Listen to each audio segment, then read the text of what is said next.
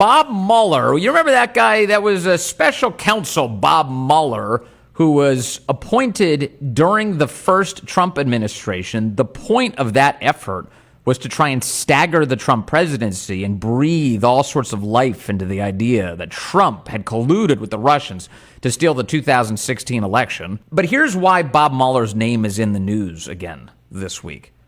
The reason is because the House Oversight Committee has sent subpoenas out. But this subpoena to Bob Mueller is interesting.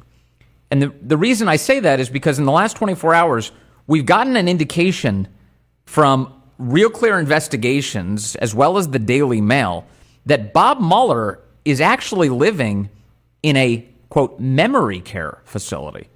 It's unlikely that his testimony is going to be in any way useful. Okay, so he's been in a memory care facility the last few years?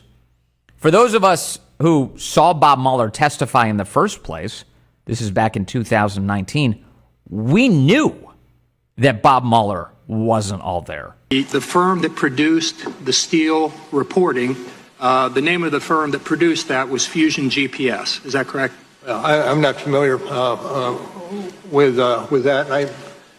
Let me just help you.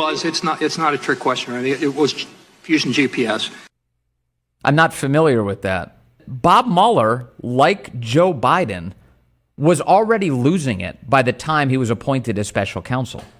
He was merely used in that role. His reputation was merely used in that role.